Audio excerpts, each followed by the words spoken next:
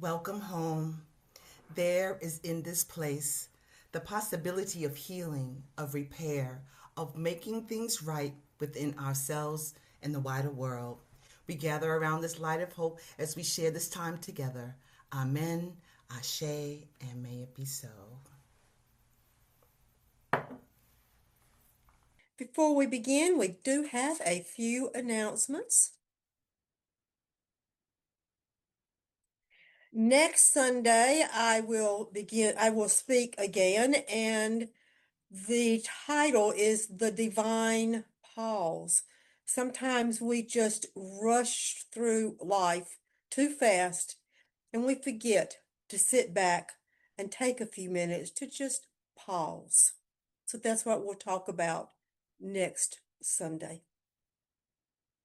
And our monthly meetups coming up the 14th. I can't wait.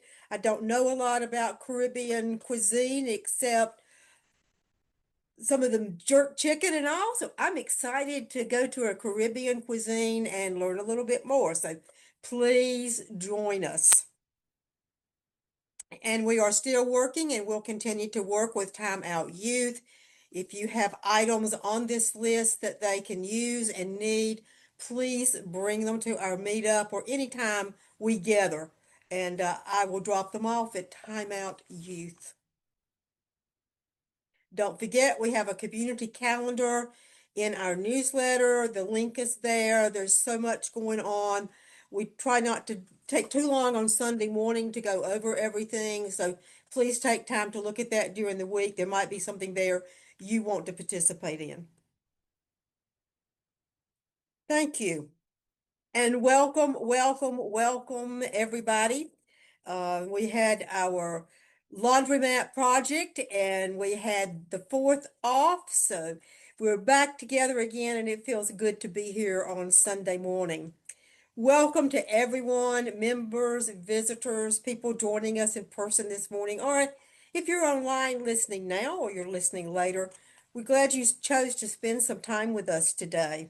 Wedgewood is proud to be an open-minded, culturally diverse, service-oriented community. We are an interfaith community. Our members come from all different faith backgrounds and sometimes no spiritual background. We provide a safe haven for all of us to explore and share and question our beliefs and change our mind as we grow spiritually and intellectually together. We hope you find something here at Wedgewood today that makes you want to come back to our community next Sunday. Thanks for joining us. And as a community that considers social justice to be our cornerstone of who we are, we always want to honor the fact that we reside on the unceded land of the Catawba and Sugaree people. Our quiet reflection this morning comes from Howard Thurman, and it's called How Wonderful. How wonderful it is to be able to feel things deeply. The sheer delight of fresh air when you've been indoors all day. The never-ending wonder of a sunrise or a sunset. The sound of wind through the trees and the utter wetness of the rain. The excitement of finding something that was lost and now you found it. Like my fountain pen. A beautiful word for forgotten. The return of an old book. The reconciliation after estrangement with someone. The first step after months of being ill. How moving is the sheer wonder of being necessary to life of another. The source of food for a dog, a cat. The giving of a gentle word when you did not know that word was desperately needed by the other person. The sharing of so little at the crucial point of acute urgency. It may seem like little to you, but a lot to the other person. The invasion of the mind and heart with a sense of presence in which all of one's being suddenly becomes God's dwelling place. I lay here before God my enthusiasms for this day. May it be so. And now, Tom and Ashanti will lead us in our extravagant welcome. We are all welcome here. Welcome to a community that works for peace, justice, equality, and care of Mother Earth. We are all welcome here. An extravagant welcome to you because of your gender identification, sexual orientation, ethnicity, economic situation, physical and mental challenges, doubting or believing, being depressed or full of joy. We are all welcome here. We are a community of curious and creative spiritual seekers striving to learn from and embody the way of Jesus and other spiritual leaders. We are all welcome here. And we focus on the plundered and the marginalized as we try to address the major issues of our day. We are all welcome here. And you are invited to share your passion, your inspiration, and your personal stories as one of the ways to help us heal the world. We are all welcome here. We are all welcome here. Indeed, we are all welcome here. Now we come to our time of meditation and prayer to lift up whatever is on your hearts this morning. If you would like to share anything or a celebration. We do have a celebration. Corinne sold her house, and that's always a celebration. Well, there's some sadness in the black community again. Young black man, a young black student was killed on July 4th. Nolan Wells, I believe his name is the correct last name. And it's getting serious now. This is like the fourth one in about a month, I believe. It's kind of scary because I got two grand boys, and a lot of this is innocent stuff. One boy gets shot in the back, and by doing just coming from a store, so that can happen to anybody. That can happen to one of my kids. So Yeah. that's something that we need to pray for and focus on and realize and be aware of what's going on. And on celebrations that my grandson Chase, who's 15 years old, has been doing traveling basketball all summer long. Right now he's in Georgia, and next he's going to go to Ohio.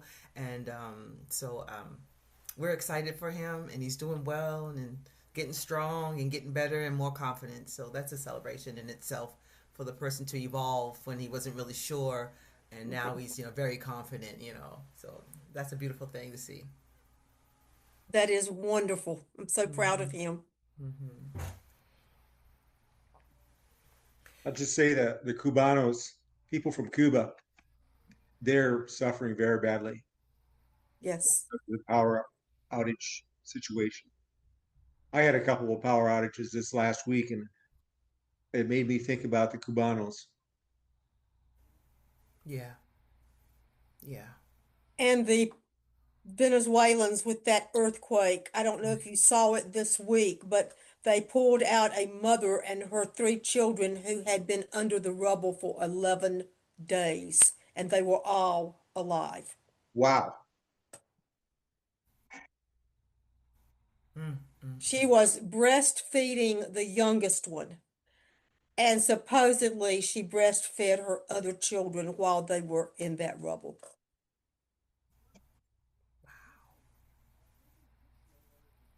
We was just talking about the power of the woman. Anything else?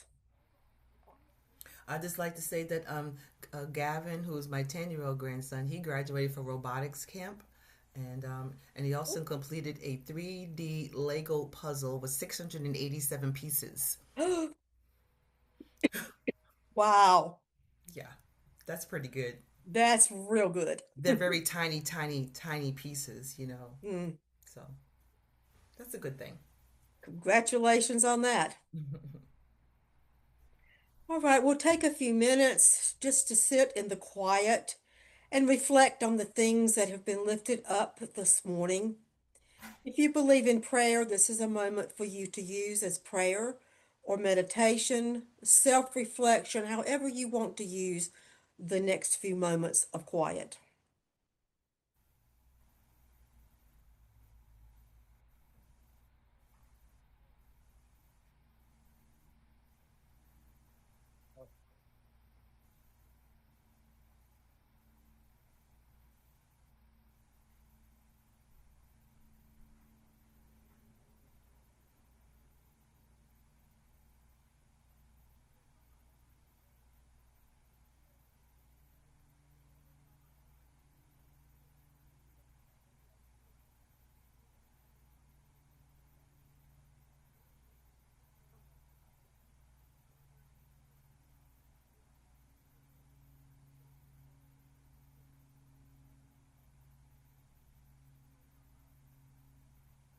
Amen.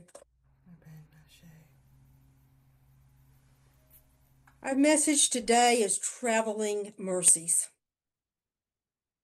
It's summertime and it seems like everyone is planned or is planning some kind of a trip. It might be a weekend away.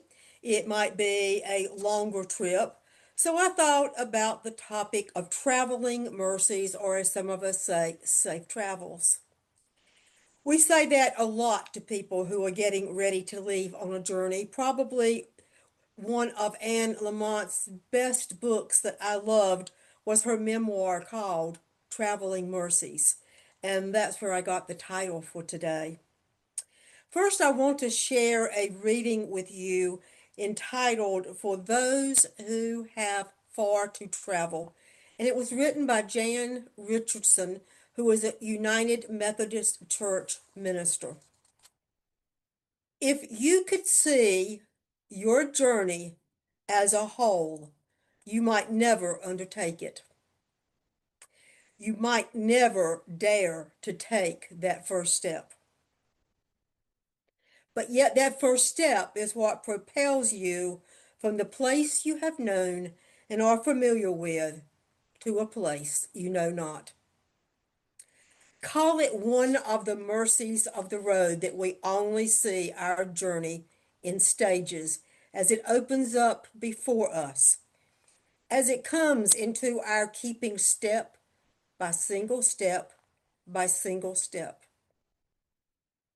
There is nothing to do but go, and by our going, we take a silent vow that the pilgrim takes to be faithful to take the next step when it's time, to rely on more than the map, to heed the signpost of intuition, to dream, to follow the star that only you recognize, to keep an open eye for the awe and wonder along our path, to press on beyond distractions, beyond fatigue, beyond what might tempt us away from the way we need to go.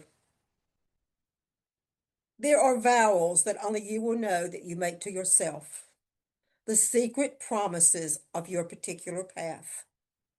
And there will be new ones you will need to make when the road is revealed by turns you did not expect. Keep those promises, break them, make them again, or make some new promises as you travel your path.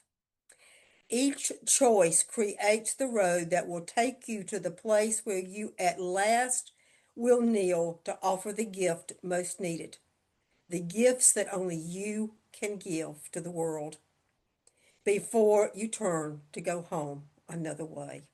There is a lot to dissect and talk about there.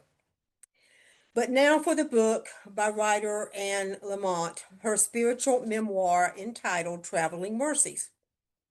Lamont recounts her story, the story of a young woman who struggled greatly in her life from many addictions. She is from a dysfunctional family. and faces numerous challenges. Her family had no faith traditions in their family, but she had always felt drawn to belief and ritual, even though it wasn't part of her family life. Now, as a troubled young adult, one Sunday morning, she accidentally found herself hanging out just inside the door of a small black church near her home. It was the lowest point of her life. Now you can visualize her afraid to go in, 1 foot out, just at the opening of the door. Not quite inside, not quite still outside. A lone white female, overwhelmed with addiction, with a life out of control.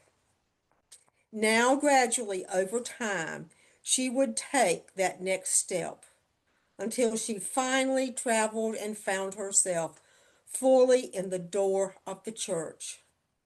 She sat down on the back row. Actually, that next step had taken weeks, months for her to make because she kept coming back every Sunday, standing in the door. And the church people patiently waited until she was ready to come fully inside. And then they very patiently and calmly welcomed her to their church, not overwhelming her, but letting her know that she was loved there. She accepted their love until they became like family to her. Then, a few months after that, she found herself pregnant, a single woman, and they lavished her with even more love, and especially for her son Sam when he arrived. Now, the title of Lamont's memoir is, as I mentioned before, Traveling Mercies, because she found that the women of that church always said traveling mercies to anyone that was leaving on a trip. In essence, they meant grace be with you on your journey. Now, Lamont chose this blessing as a title for her spiritual memoir. Grace and blessings for your journey in life, no matter what the challenges and unexpected detours may be. You know, there's something about travel. We all enjoy traveling and going to different places physically. We learn a lot about things and we learn a lot about ourselves sometimes. You see things in a different way after you've been on a trip. Now, we all hope for traveling mercies as we go about our lives, that we can learn about the world and more about ourselves along the way. Our journeys may not just be physical, or they might be physical. They might be short ones, they might be longer ones. But the spiritual journey also offers the infinite number of blessings to us as well as the physical journey. So, what can we learn along our spiritual journey if we invite traveling mercies as our companion? First, when we're getting ready to take a trip, it's always good to prepare. Prepare for the journey. Talk to people who have been to the place where you're going to learn more about it. Find out about the weather. Find out about how you can get around from one place to another. I always did that in the beginning, so I didn't want my family to have to take me everywhere when I went to Canada. I certainly talked to a lot of people there, and I was pleased the first time I got there that I had packed everything I needed. You know, you always get somewhere and, oh, I forgot. Even though it was minus 36, I had everything I needed for the cold weather. So preparation is important. Preparation for our spiritual journey is equally important. We need to speak and spend time with people who are on the journey themselves. They may be on a different road, but we're all traveling on our own journeys. Look for mentors, soul friends, people you can talk to, siblings, faith leaders who value the spiritual path. Learn whatever you can about the journey. It will enhance your own path. Might be reading, might be music, it might be singing, studying, or attending services or other church events as we are doing right now. We can invite traveling mercies by being intentional and serious about our spiritual journey, just as we are serious and intentional about our physical journeys. We might want to take notes. We might want to journal each day as we travel, creating different ways that we can be intentional about this journey that we undertake. Think about it for a minute. How do we start each day of our spiritual journey? Our physical journey, we take time at the evening to assess the day. Well, how did it go? I'll enjoy that. I think I'll do this, whatever tomorrow.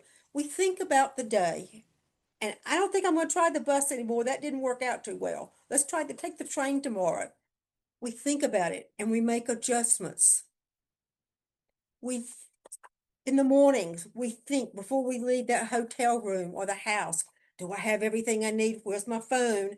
Do I have this? Have I exchanged the money? Whatever. We're preparing for the day. We need to do that on our spiritual journey.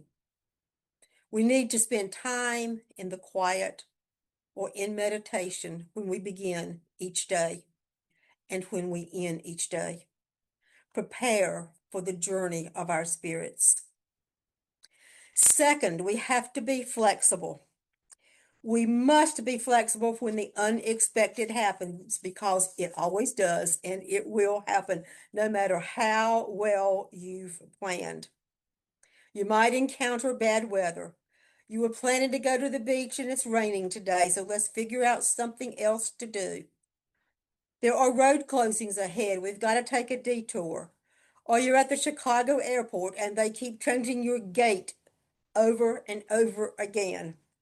Frustrating, but you got to be flexible. You might not be feeling well one day and say, I just got to stay home. I can't do that today. We have to change our plans.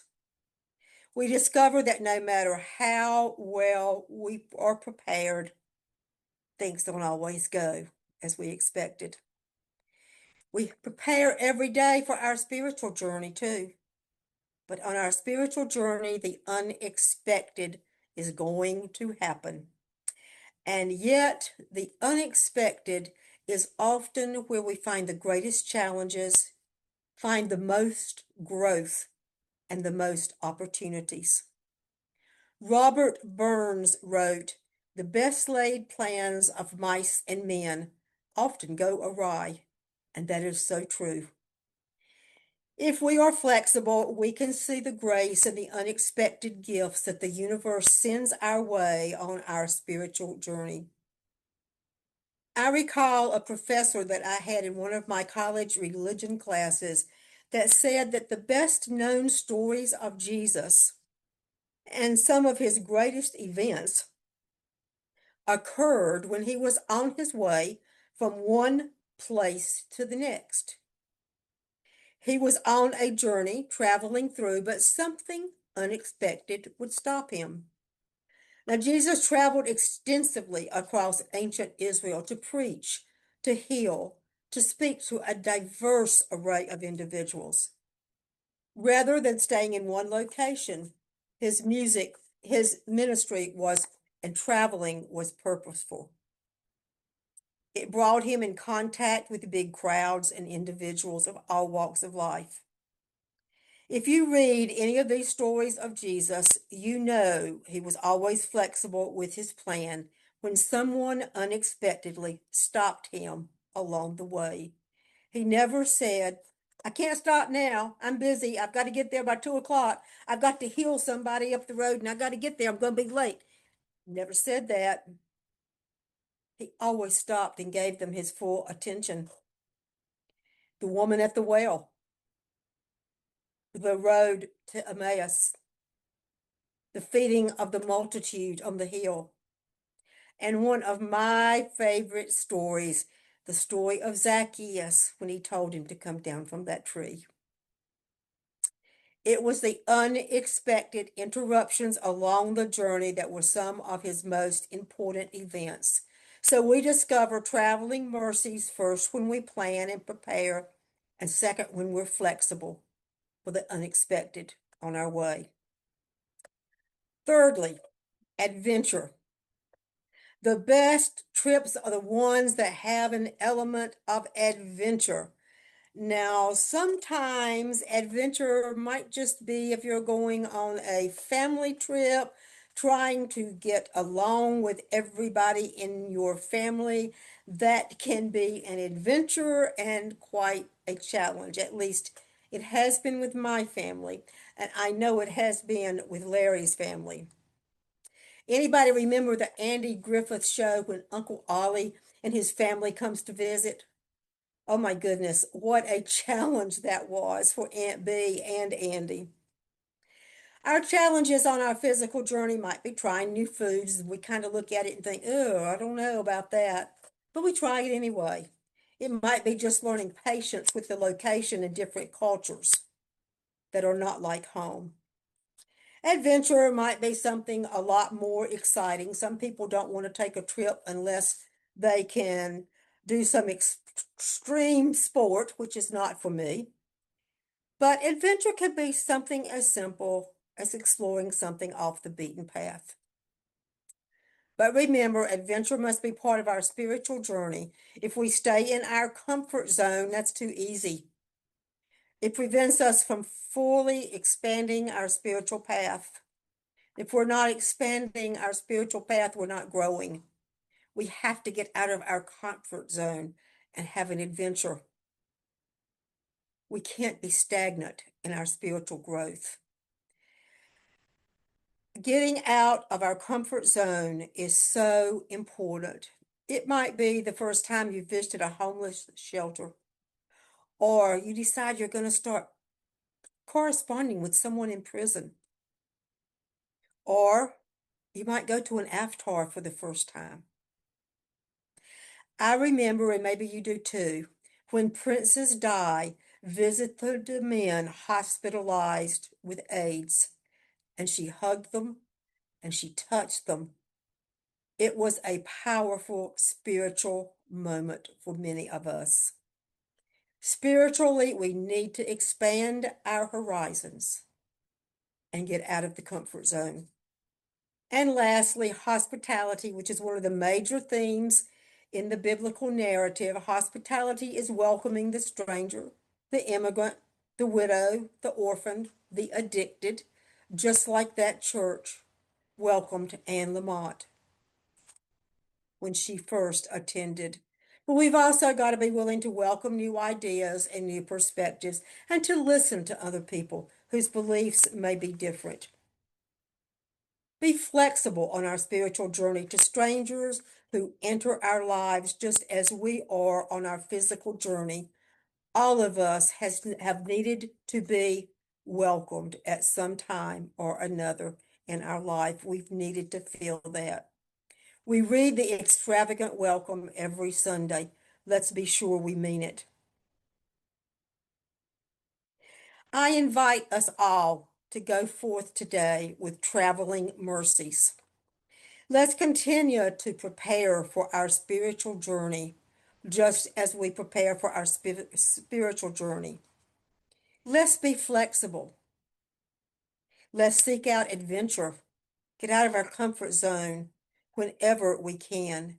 And be sure that we are showing hospitality and welcoming to the stranger, just as ourselves have been welcomed as strangers.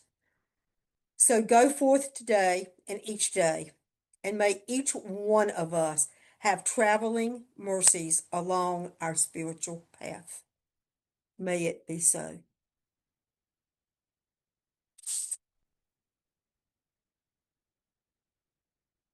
Any thoughts, experiences you would like to share of getting out of your comfort zone, of having to be more flexible than you intended to, or how you prepare for your spiritual day or end your day, or how we can be more welcoming to people?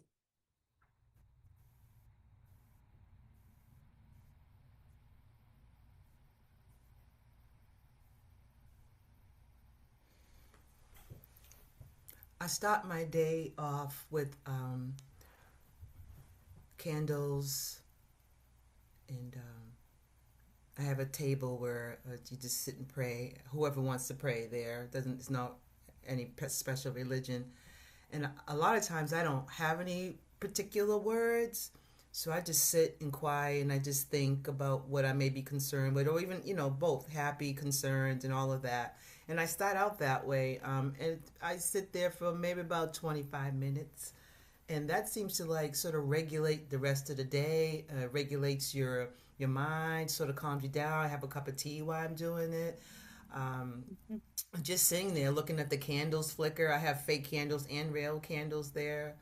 I have bonsai trees there. They're not real, but they're the little fake ones. But it just brings a presence, and it sort of is like a calmness. Even though you're not speaking any words, there's still a calmness there, because it's early in the morning, and the candles and the light of the candles. And then the same thing at the end of the day, if I'm not too tired, at the end of the day. And it does sort of reflect over the whole day. Maybe I had a little attitude with somebody on the phone because they was giving me a hard time. I can I just say this one thing?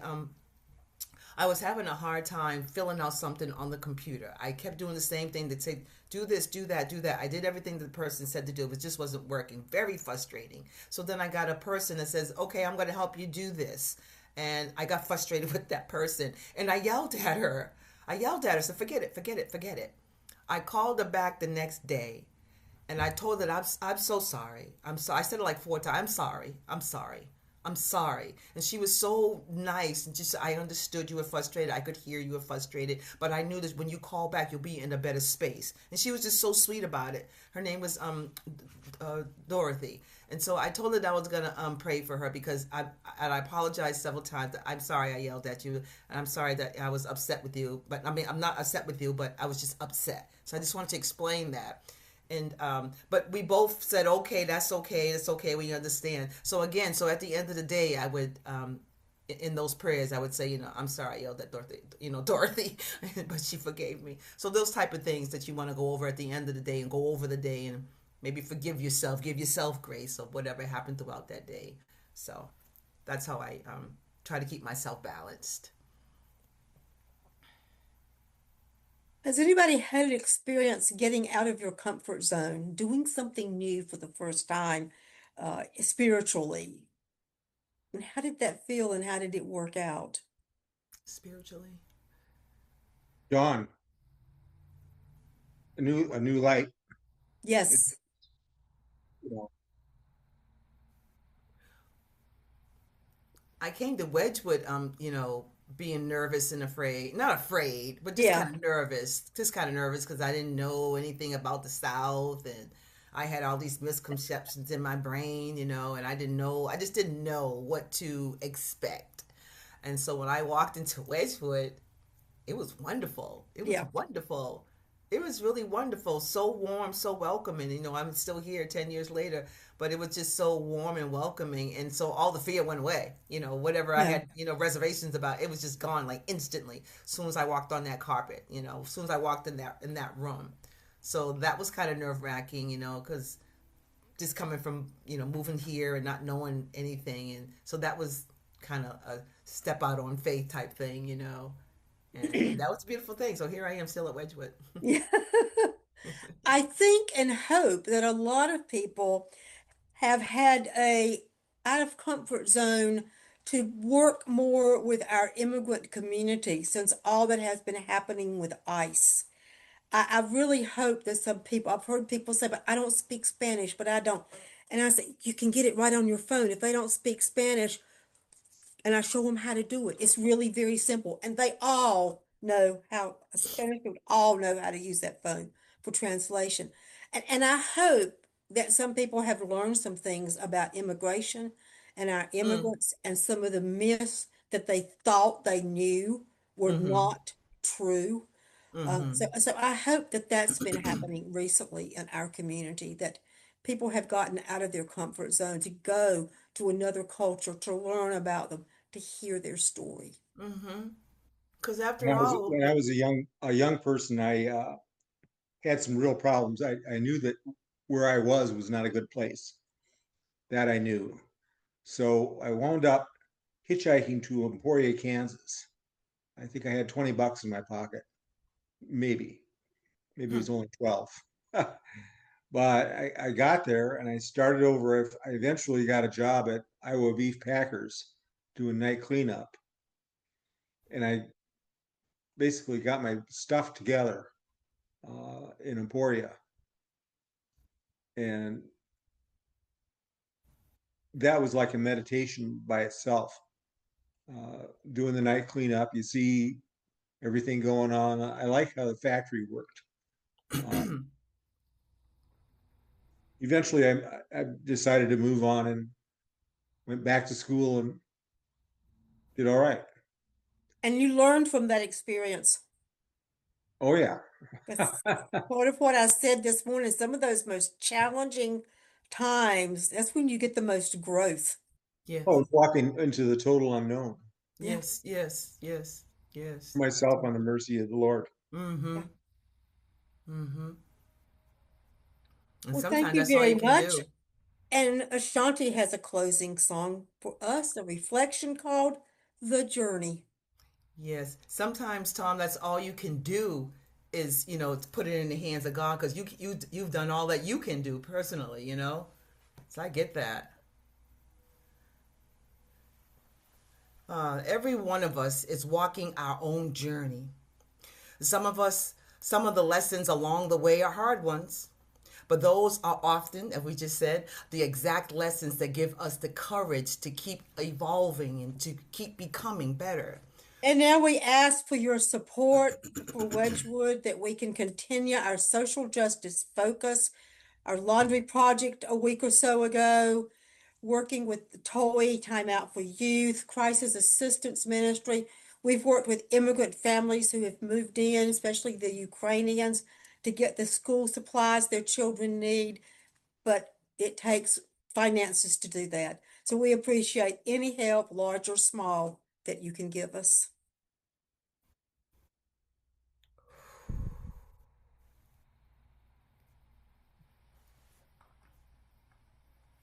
Call to action, go out and look for some adventure. Look for a new experience. Look for something out of your comfort zone to try to explore this week. Get into some good trouble. Get in some good trouble. Maybe think about preparing for your day more or assessing your day when it's over Right, right, so that right. tomorrow can be a better day. That's right.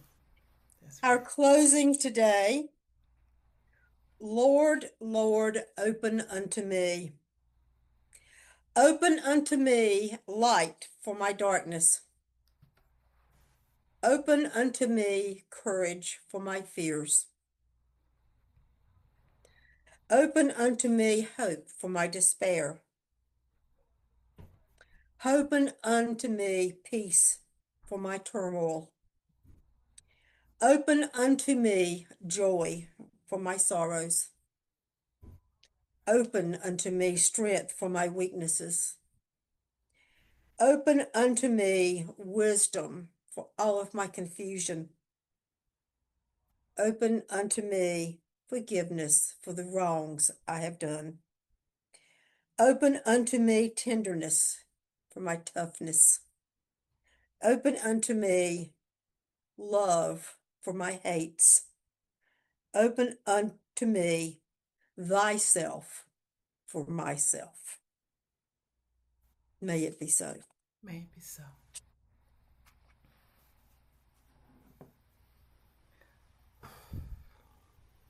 We extinguish this candle, this flame, but we keep the light in our hearts with a message of love and justice and taking it outside of the walls into which we live in until we see each other again. Amen. Ashe. And may it be so.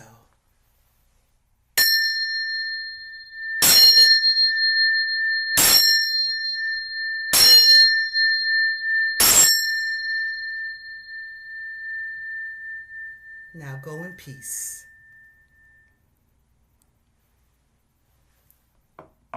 Everyone have a beautiful, peaceful